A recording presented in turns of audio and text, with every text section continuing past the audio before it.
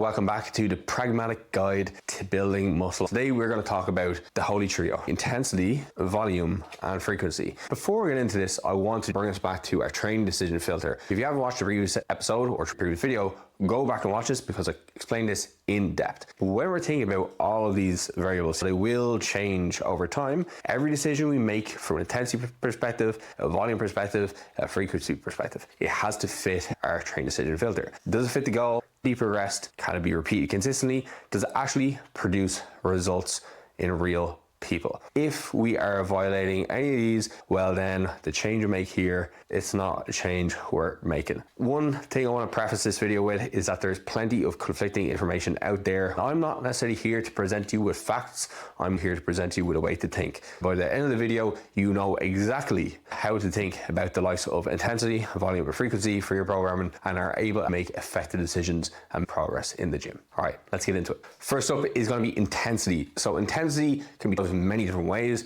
So it could be total training effort, like how hard you're pushing, but how hard relative to what? Well, the easy way for us to think about this is going to be using like reps in reserve as a model. So reps in reserve essentially is a linear scale of how many reps away from failure you are. So this is going to determine proximity to failure. So 0 is obviously hitting failure, 1 failure, 2 reps for failure, and so on. And this is going to determine training effort within the set. We also think about it in regards to percentage of 1 rep max. And this is going to be more specific, I would say, for more strength oriented lifts, a number to pull from, like you actually have a 1 rep max to pull from, or even approximation using something like estimated E1RM. For muscle game training context, I wouldn't use percentage of E1RM all that much, but I would use reps in reserve. We want to ensure that we're pushing to a sufficient proximity to failure because this is going to help us drive mechanical tension. Mechanical tension is the primary driver of muscle growth. That's the major mechanism as to which we are actually getting that stimulus and we're actually forcing a change within our body. So our training ultimately has to be specific enough to drive that type of adaptation and over time be able to overload it. That's why when I write this down here, I'm saying that the intensity is the magnitude of the stimulus. Now, when we're thinking about applying this to our training program, the simplest way to think about this is you can think about the likes of the reps in reserve. However, from a programming perspective, we are really actually thinking about rep ranges here. So a rep range really is an intensity guideline. When we think about programming a rep range, what we're really saying is within this rep range of 6 to 10, I want you to hit failure or come close to it. Now we know that we can achieve hypertrophy through varying degrees of failure. If you're really untrained, doing pretty much anything is going to get you a stimulus, but the more trained you get, it's probably more likely that you have to get as close to failure as possible. So whether that is getting to failure or 1 to 2 reps away from failure, that's likely going to drive a meaningful change in regards to a stimulus. So when we prescribe a rep range, what we are really saying is that I want the weight to be heavy enough so that you fail within this rep range or come at least close to failure. From an intensity prescription, it's good for us to strive towards getting to failure. If we're 1 to 2 reps away from that, it's still going to drive a very potent stimulus.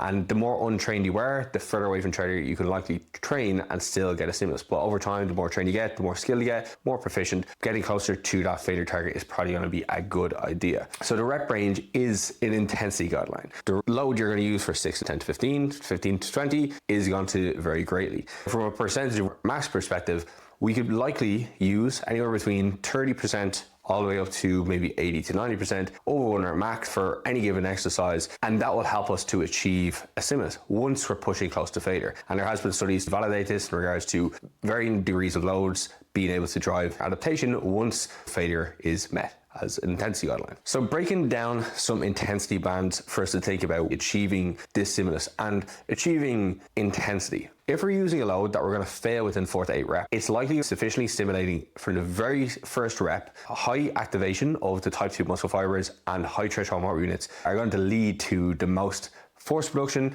and are the most likely to grow on hypertrophy. Now, when we fail a set, it's likely that we're failing because we've achieved such a great level of mechanical tension and can no longer produce any more force to overcome that stimulus versus being impeded by other mechanisms. Coming into the 8 to 12, the weight is getting a little bit lighter, but likely it's still going to be a case that we're going to be limited by our ability to produce force versus other things happening. Now, the further we go in reps, from like 8 to 9 to 10 to 12, all the way for the 12 to 15 and beyond, then it can have things that cause us to fail. For example, cardiovascular challenge. If you are doing high reps, there can be a limitation from a cardiovascular degree because you're just not able to supply enough oxygen to your muscles to overcome the demands of the task you're performing. It could be a case that you just don't have a huge pain threshold. One thing that is very common when we are doing these higher sets is that we're going to have a massive buildup in acidosis within the muscle that's going to cause a burning sensation that can be extremely uncomfortable. It could be that you still have another 5 reps to go after that onset. People are even going to have genetic dispositions which can have them to have a higher buffering capacity. Your susceptibility to high thresholds of pain can help you push a little bit harder. If you have a very low threshold, well, maybe you're not able to get towards those steady reps. So maybe actually having a low rep range is going to be more effective for you. The caveat to low rep ranges is that if you do not have sufficient skill and you're not sufficiently trained, then performing sets with such high intensity can maybe be an injury risk, or maybe you just don't have the ability to actually control loads within that loading range. And maybe something more middle of the road is going to be more effective, which is why you actually see like 8 to 12 to be probably one of the most commonly prescribed rep ranges you'll see for hypertrophy-based training. It does allow people to do enough repetitions to help practice the skill, but it is also not going to be so light that people are going to be impeded from the likes of cardiovascular challenge or from their pain threshold getting in the way of them developing enough intensity. So that is just a little bit of a kind of rundown as to what intensity is going to look like. So after going through intensity, we need to establish some guidelines. From the research, we know that between 30 to 80% of 1 RM in terms of loading range will be enough to trigger hypertrophy once failure is achieved. Now, why do I say 0 to 4 reps away from failure? It's likely that people new to the gym can progress off reps further from failure because they have a lot more growth potential. You get along your training journey, the more trained you get, the more skilled you get, it's likely you have to train that little bit closer to failure to really make our body adapt and grow. Now, you're not going to find too many people debating intensity other than the fact that maybe this range here is very broad from like the 30 to 80% of 1 rep max. A lot of people would argue that doing way too light of sets could potentially lead to too many of these things and kind of limit people from achieving hypertrophy through that context. But it's also really important to understand that it all needs to fit within our training decision filter to actually achieve our goal, right? So if we are overcoming an injury, for example, doing very high load may trigger that injury and make it worse, whereas actually training with a lighter load may still allow you to work around that injury. So that side of the coin is going to fit these contexts a lot more, and it's really important to understand that we're not meant to just use 1 rep range blindly for the rest of our life, and that's the whole point of this series, is to allow us to make these decisions based off all these different factors and have these variables to be what they are, variables, right? They change over time and change depending on our response. Now we need to think about the dose of the stimulus. When it comes to volume, it is contentious because people put themselves into camps. People like to be tribal for whatever reason within fitness. People like to think that their way is the best way. You'll have people who preach that we should always try and do as much volume as we can, and you'll have people who are saying that we need to do the opposite. We need to do low volume and we should only do 1 to 2 sets per exercise. What makes the most sense for me is that we should just do as much volume as we can that we can recover from and that fits within this filter, okay? Is it specific to the goal? Is the amount of volume that we're doing actually shown to drive muscle gain? Is it likely that we can still achieve overload? Can we, with the level of volume that we're doing, see tangible progress week to week? Because if you're doing too much volume, it's likely that you won't recover well enough, so you won't be able to actually achieve the adaptation because your body's always in the state of recovery to try to offset the fatigue that occurred from doing too much volume. But at the same time, you need to do enough volume to actually achieve a stimulus so that overload does take place. We also do need to ensure that it does fit within our preferences. Some people love to just do loads and loads of sets, and that fits within their enjoyment of the training, right? They like spending hours in the gym. And then other people, they just want to go balls to the wall and get the heaviest set possible or most challenging set possible and just do a single set, right, all out. And that suits their preferences. And these two people can coexist and get good results. We also need to keep in mind that people are going to have varying lifestyles and time availability to train. So are we going to say that the person who has very little time to train, they can't make gains if they can't do high volume? No, that person might be a lot better suited towards doing a low volume, high intensity protocol. But you might also have some people who can afford to do a ton of training and they've got a lot of time availability throughout the day. They have high recovery capacity and they would benefit from doing a lot more volume than the low volume crowd says they should. So this is where we always need to keep this in the back of our mind. That's why I'm going to keep referring back to it. And then after that, we just always need to make sure that's effective. Is it driving the result that we want? Whether Joe Blogg says that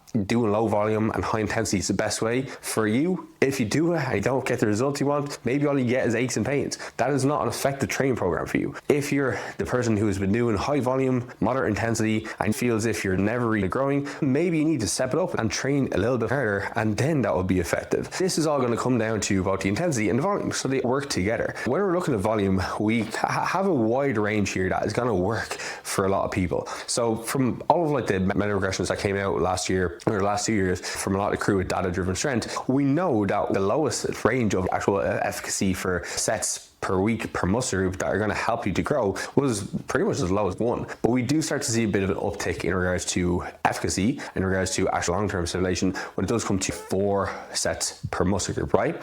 So we put that down as the first, and that's likely going to be a minimum. So we can think about minimum being 4 sets per week. As we go higher and higher in volumes, it's likely that we're going to see higher return on investment. This is shown within the research as well as in practice. There are a lot of people out there who do higher volumes and they're getting better results. Now, what we want to strive towards, if we're thinking about optimizing our progress, is to get that to trend upwards. So if this is the minimum, we can think about maximum, but it's actually kind of unknown as to what like a maximum amount of volume that people can recover from right now. There has been some studies that have came out where people have gotten very upset about the volumes that to be used. There's the Ennis study where people were doing 52 sets per week for their quads. Bear in mind they were doing very low volume on every other muscle group. It was a very short study and they built up to 52 sets. They didn't just start at 52 sets, they scaled their volume up to that for a short period of time, but they still saw growth from the study. We need to accept that that is something that can happen. We don't know what the upper limit is, but what's a practical range? Because ultimately you're not going to do 50 sets per week because that's impractical for most people. But if you need to specialize, maybe that's something that you can look at in the future. I think what's practical is going to be about 8 to 20 sets per week.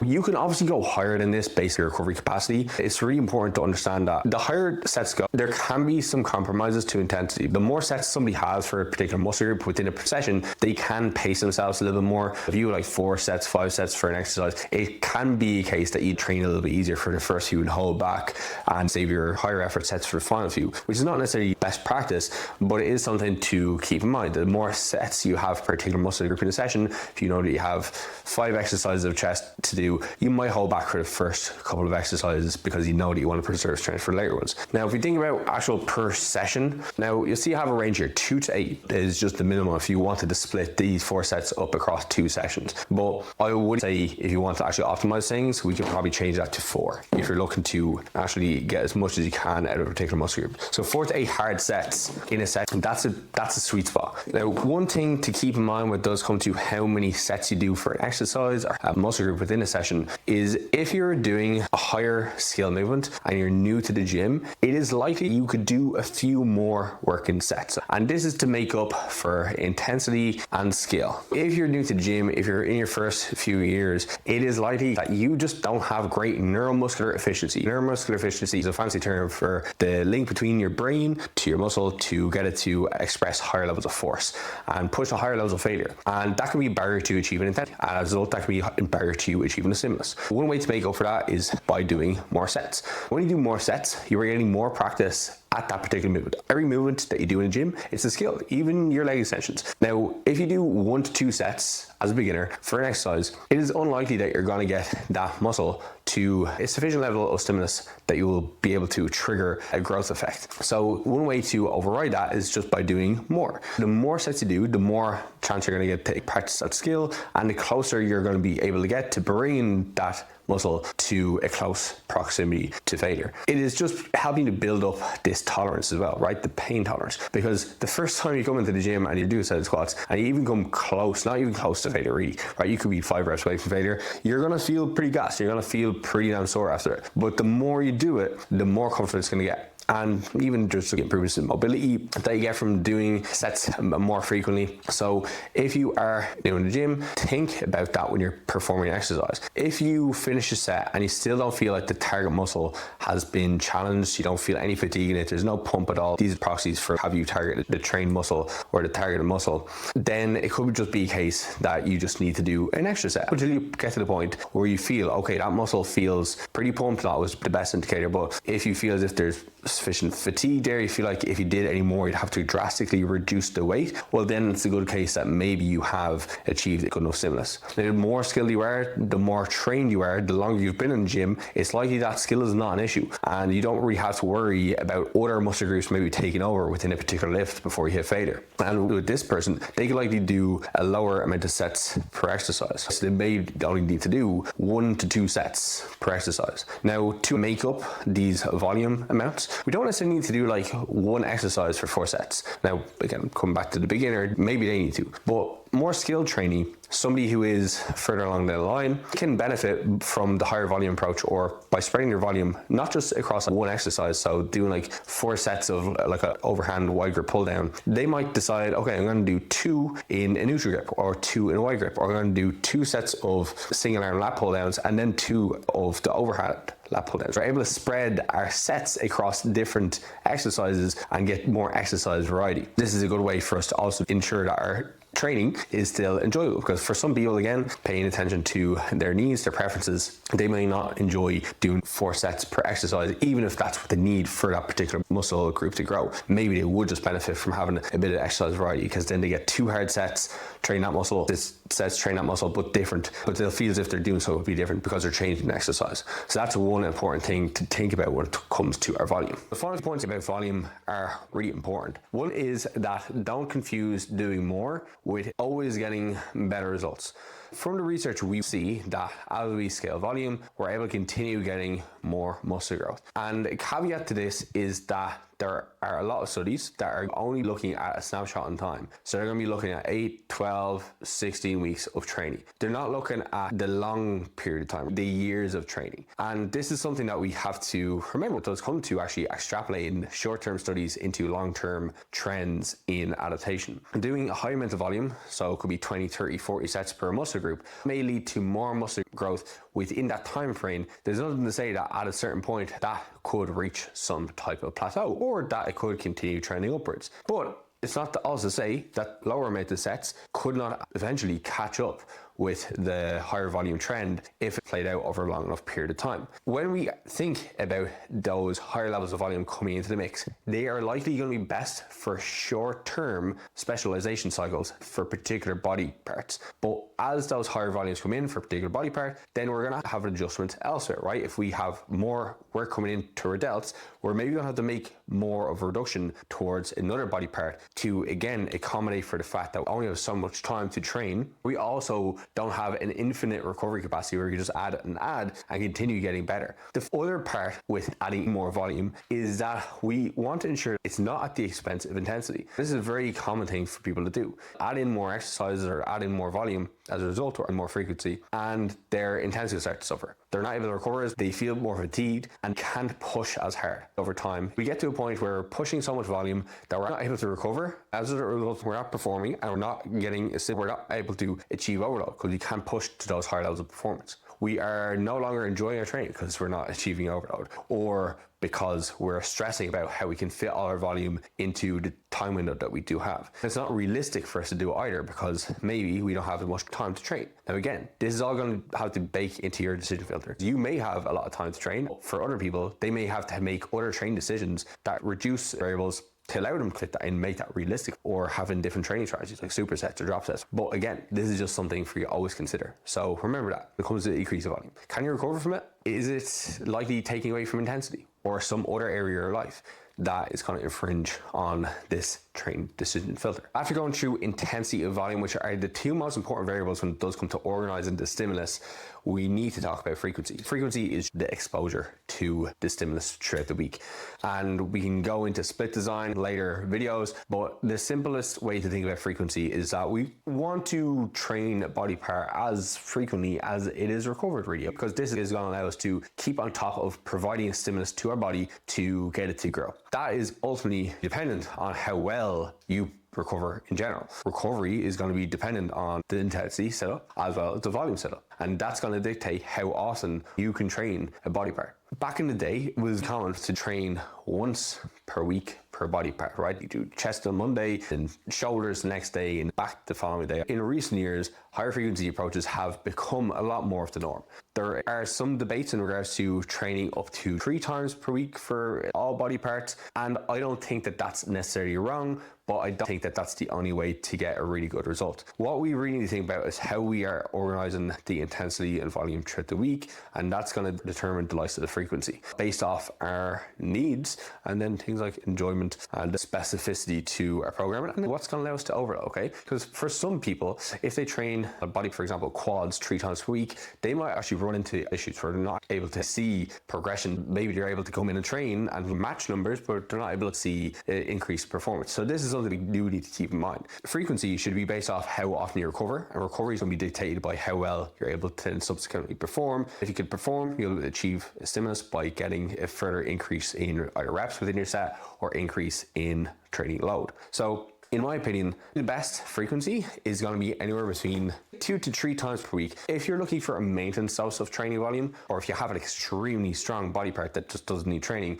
that once per week is probably sufficient. I have some clients who do that too because they just have like insane legs or insane, they just don't need to train them that often. But if you're looking to actually improve and grow your muscle tissue, then going up to towards 2 to 3 times per week is probably a better option. Typically, people who have a higher recovery capacity, or they have smaller muscle groups, or they're just not as strong, can likely benefit from a higher training frequency because they can't accrue enough fatigue from training a single muscle within that session. An example here could be the side delts, for example, or somebody who has very weak pecs. They might be able to improve the frequency of their training, and as a result, that's maybe going to get either more volume spread across the week or overall. Sometimes increase in frequency can come with an increase in training volume, and as a result, they're able to benefit from this. And even that's one thing we can't think about frequency as a vehicle for. Frequency is simply just a vehicle for increasing training volume, right? Because if you do 4 sets on day 1, 4 sets on day 2, and you want a volume increase, it's probably better that you actually increase the training day versus just add on 4 sets between those 2 training sessions. Effective stimulation, you're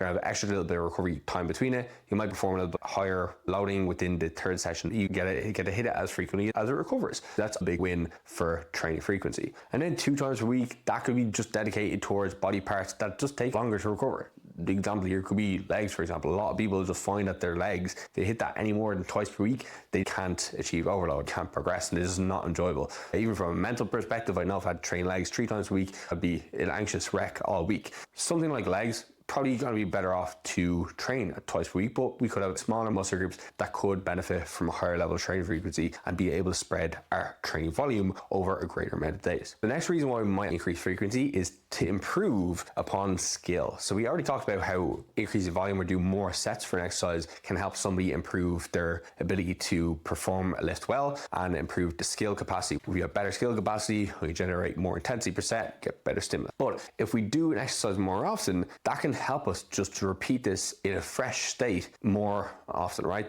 Because when we do a certain amount of sets per exercise in a session, there's going to be a point at which our technique starts to degrade. As our technique starts to degrade, the stimulus becomes less accurate. It's probably better to end that set, but the technique is not going to get any better, and we're going to maybe start to shift the stimulus towards other areas. So maybe it's a better idea for us to say, hey, that amount of sets is perfect for this muscle group or for this lift for this day. Let's have an increase in frequency. Let's increase the amount of times we're performing that exercise. This could be something we do on body parts which are not growing as well, or that we're having a hard time connecting with, or just lifts that we're having a hard time mastering. So a very common example here could be with a rowing pattern or with somebody struggling to connect at their back. So if we improve the amount of times they train back throughout the week, we might be able to rapidly increase their skill proficiency at performing either pull down or row, or their ability to contract their lats or move the scapula. Now, the quicker we increase this rate of learning, it's likely that the volume is going to become better and more effective as we get further into the training process. We're going to start to be able to actually accrue plenty of intensity. This is going to lead us to having more effective training sessions and getting that body part up to speed quicker. This is another reason why we might look to improve frequency. It's to help us improve our stimulus per set by improving our ability to contract a muscle or perform a specific lift. So that's pretty much the roundup of intensity, volume, and frequency. They all work hand in hand with each other. We have our intensity guidelines, our volume guidelines, and our frequency guidelines. In the next video, we're going to go through exercise selection and we'll start to build out our training program, always keeping our training decision filter in mind. So if you liked the video and find it useful, make sure to give me a comment or subscribe at least, and I'll chat to you in the next one.